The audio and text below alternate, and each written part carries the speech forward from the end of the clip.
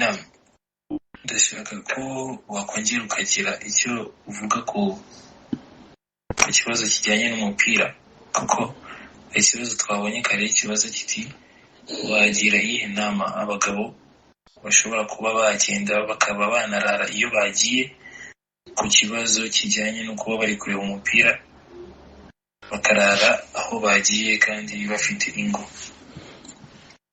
طيب بسم الله والحمد لله والصلاة والسلام على رسول الله وعلى آله وصحبه ومن والاه. Iki kibazo kirebana n'imipira no gufana ubushize ndakeka ari cyo twakivuze bo turoroshya tubivuga mu buryo bworoheje kugira ngo nibura abantu abumva bumve, ariko byagaragaye yuko hari igihe wigisha abantu aho kugira ngo bumve ahubwo bakarushaho kunangira, abantu nk'aba Qur'ani yarabavuze kuva kera na kare. Ugiye kurebaho Allah subhanahu wa ta'ala tubwira ati walaqad arsalna ila umamin min qablika fa akhadnahum bil ba'sa'i wad dharra'i la'allahum yatadarra'un falawla idh ja'ahum ba'suna tadarra'u walakin qasat qulubuhum. Qur'ani igaragaza ko Allah subhanahu wa ta'ala hari n'igihe dukebura kugira ngo dukebuke, kugira ngo dukunde twibuke dukosoke, aho kugira ngo dukosoke ahubwo ngo tukarushaho kuba babi cyane, twaribukijwe twarabwiwe. Rero kuba umuntu yakibutswa na Allah subhanahu wa ta'ala, hari kukwibutsa nge nk'umuntu, none utekereza kuba Allah yakwibutsa aho kugira ngo wumve unumvire unakebuke ngo ukarushaho kunangira, bigenda gute? Ngo Allah arakureka rwose ibyo wanangiriyemo akabiguha uko bishaka, hanyuma akazagufata gutunguye, akazagutwara gutunguye waramaze kwijandika muri bya bindi Allah subhanahu wa ta'ala yakubuzaga. Ibi by'imipira by'ubufana ndagira ngo mbere na mbere tubitandukanye n'ikintu umuntu ashobora kwishyira muri we kikaba nk'urujijo kikamuzengurukamo akumva yuko ari byo turi kuvuga. Kuba ushobora kuba wabyuka mu gitondo ugashaka kujya muri sport ugafata umupira ukagenda ukawushota na mugenzi wawe mukishima mugataha, si ibyo ndi kuvuga. Nuwagira ibyo avuga ndahamya neza ko atari ibyo ngibyo yabarimo aravuga. Imbabe yo kugira ngo abantu bakore sport, abantu bongere nambagorore ingingo, abantu bongere bishime cyangwa se babasabana, ntabwo ari byo turi kuvuga. Turimo turavuga noneho ku byabaye nk'imyemerere cyangwa se byabaye nk'idini, abantu bafana bakagira naho batangira kwisanisha n'ibyo barimo barafana, byaba birimo abayisilamu cyangwa se bitarimo abayisilamu. Natangajwe n'ikintu kimwe muri iki gikombe cy'uyu mwaka, igikombe cy'isi, ibintu bigera muri 2 byanantangaje sorahata. Ikintu cya mbere cyantangaje naho umuntu ashobora gufana agakunda umukinnyi w'umupira kugeza ubwo uyu muntu afata aya za Qur'ani agakuramo izina Allah muri aya ya Qur'ani agashyiramo izina ry'umukinnyi w'umupira kugira ngo akomeze kumushimagiza no kugaragaza icyubahiro cye. Allah subhanahu wa ta'ala muri Qur'ani aravuga ati muri suratu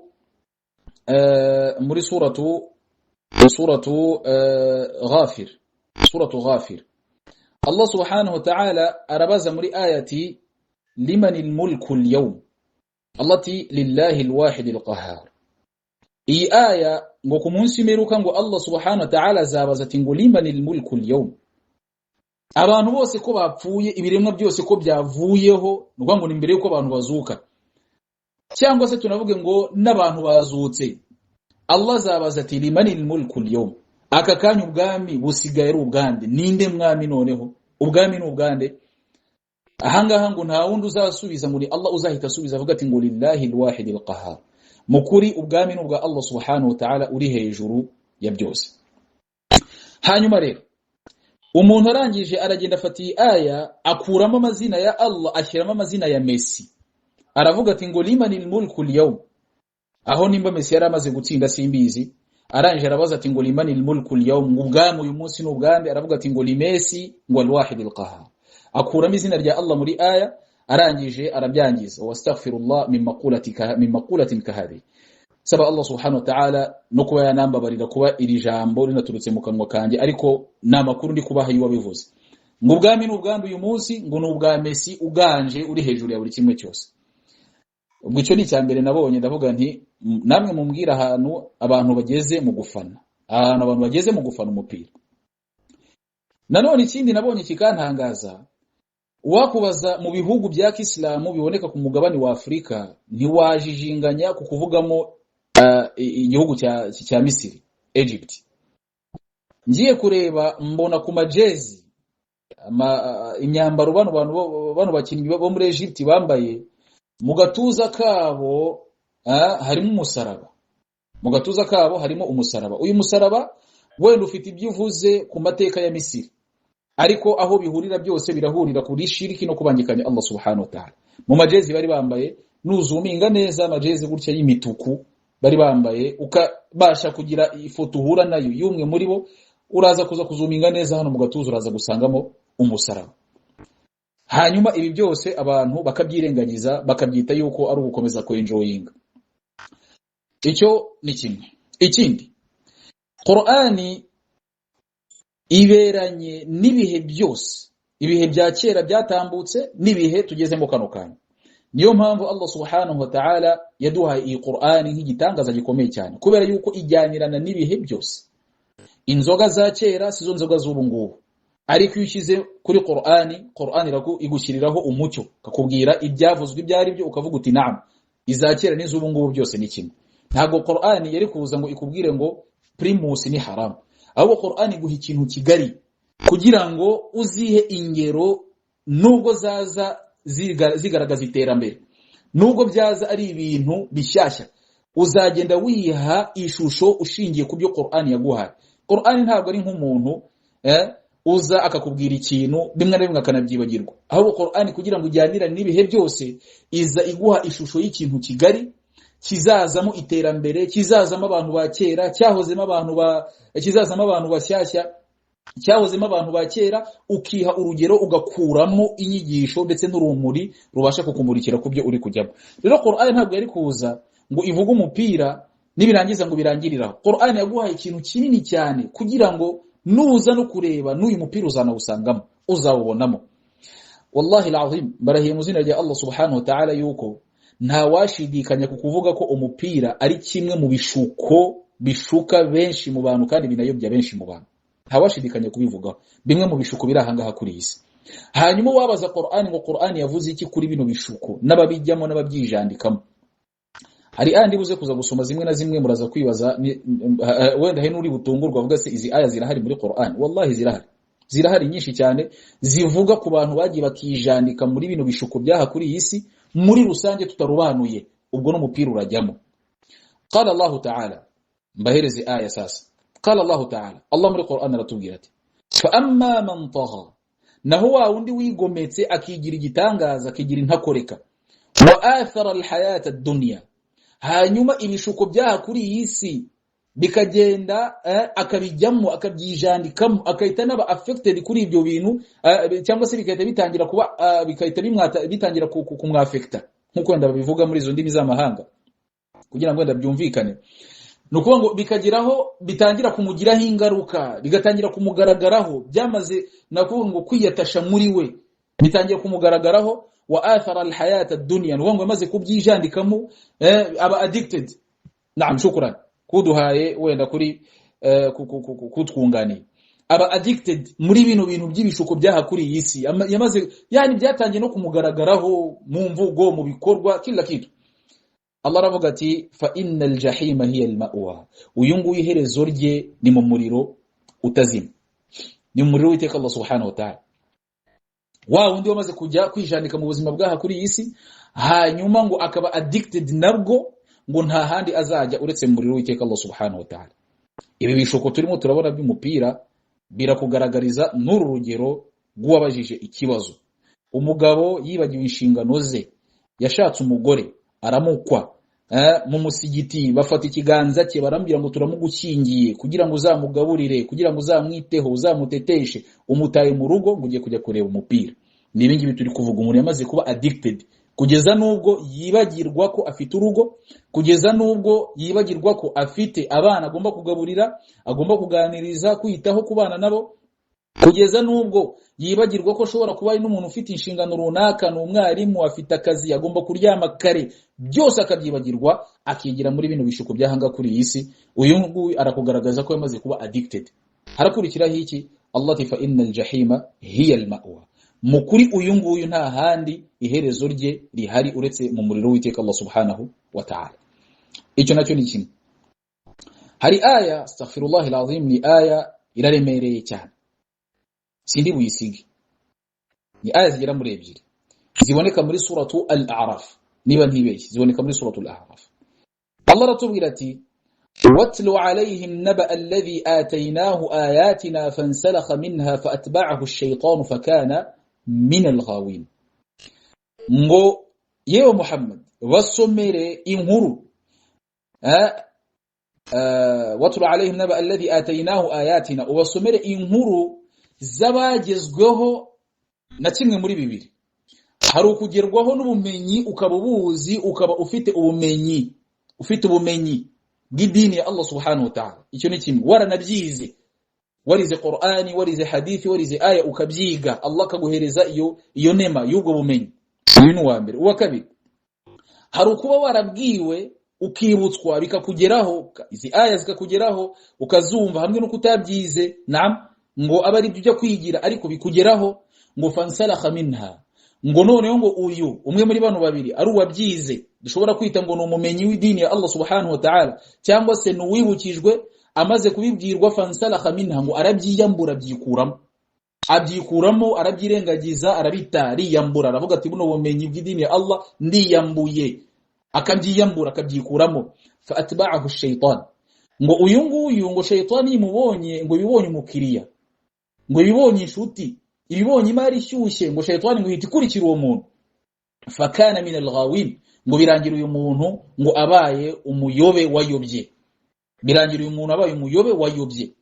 Ubushize twavuze aya, ubushize abantu baribukijwe, ubushize abantu barabwiwe, bamwe barabyumva, hari uwabyumvisha amaze kubyumva ati ndabyiyambuye, izi aya izo hadithi mumbwiye mbyivanyemo, cyangwa se ni umumenyi w'izi dini ya Allah subhanahu wa ta'ala wagombaga kuba ari kutwibutsa no kudukura muri bino, ngo ndabyiyambuye akabikuramo. Ngo uyu nguyu ngo shaytani ngo bibonye imari ishyushye, bikamukurikira, ngo fakana min al-ghawin, ngo bikarangira abaye mu bayobye.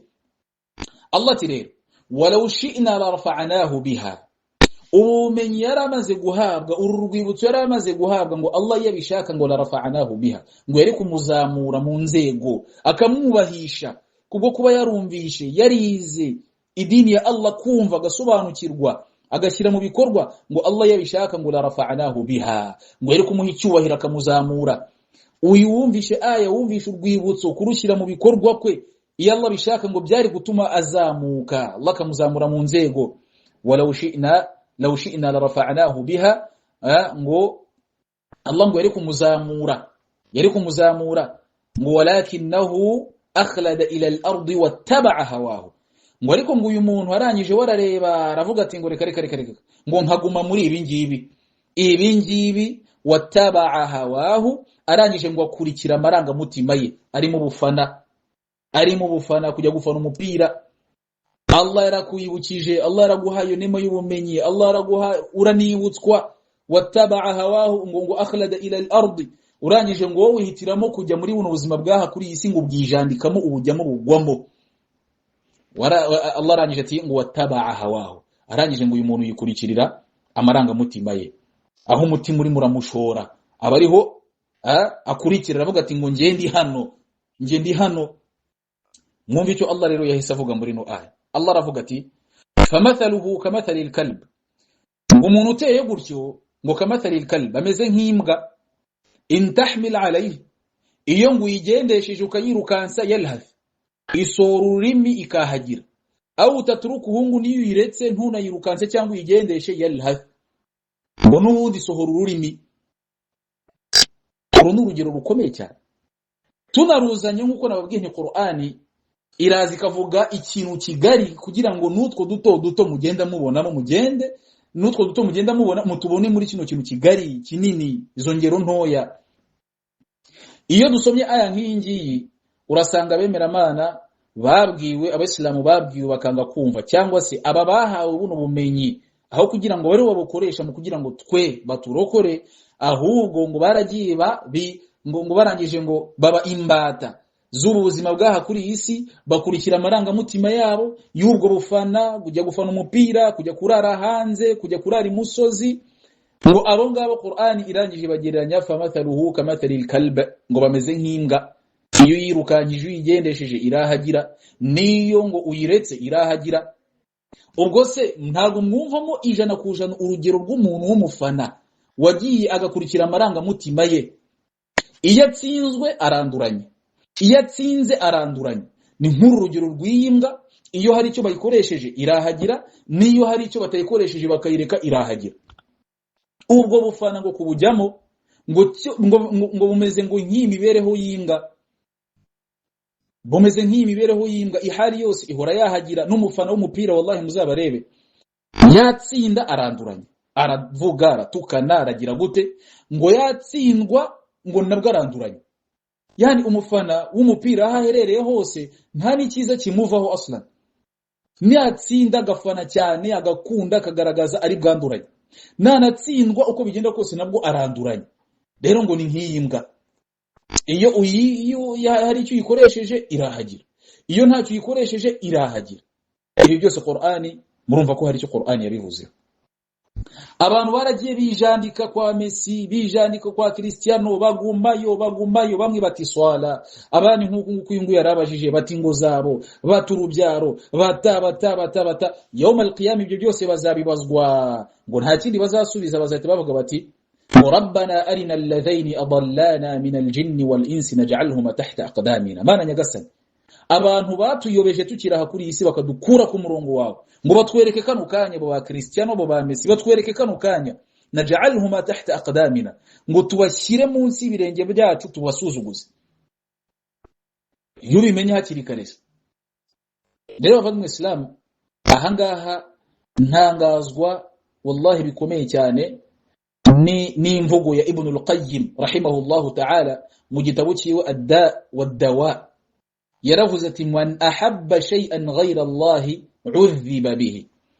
Umuntu wese uzagenda akaba addicted ku kintu akagikunda muri bundi buzima bwaha kuri isi, ngo iki kintu ngo Allah gikoresha mu kumuhana, ngo Allah akoresha icyo kintu mu guhana uwo muntu. Ugakunda, ugakabya, ugakunda, yani ukagenda ukijandika ngo ku kintu kabisa, ngo ukagikunda, ukaba addicted kuri cyo, ngo Allah ati arakiguhanisha. Muzareba abafana b'imipira iyo bakunze bagakabya n'ubundi nk'ibisanzwe niko bibereyeho, babayeho nk'abantu. Burya mbere yuko mbivuga, hari abantu bazi yuko ngo Allah atajya bahana, akiberaho mu buzima azi ko guhanwa ari uko azagongwa n'imodoka, ari uko azagira gutya akanyerera akavunika ngo Imana iramuhanye. Hari n'abandi ngo babayeho mu bihano bya Allah min haythu la yash'urun, ariko batazi ko babayeho mu bihano bya Allah subhanahu wa ta'ala. Ndaguha urugero, kuba ubayeho utanabasha gusingiza Allah, kuba ubayeho utanabasha gusari, kuba ubayeho uri umuntu wijandika mu byaha kuva mu gitondo paka nijoro, menya ngo wicaye mu bihano bya Allah subhanahu wa ta'ala. Allah ari kuguhana, nuko gusa utabibona. Hanyuma Ibn al-Qayyim rahimahullahu ta'ala arangije muri no mvugo amaze kutubwira ngo umuntu ugenda ngo akaba addicted ku kintu akagikunda cyane, ngo Allah ngo agikoresha mu kumuhana. Naba bafana b'imipira nabo burya ngo bicaye mu bihano bya Allah, ariko min haythu la yash'urun, mu buryo batanazi. Uzarebe umufana w'umupira, igihe cyose umutima we ntubutuje, bari bumutsinde cyangwa se ntago bamutsinda, nanatsinda biraba ikibazo, ashobora no kutaryama, ashobora kurara amajoro. Mujye mubabona bambara ubusa, mujye mubabona basohoka hanze. Hari abo twajyaga tubona agasohoka hanze yambaye isume yonyine. Kubera iki? Ni ibyishimo by'umupira.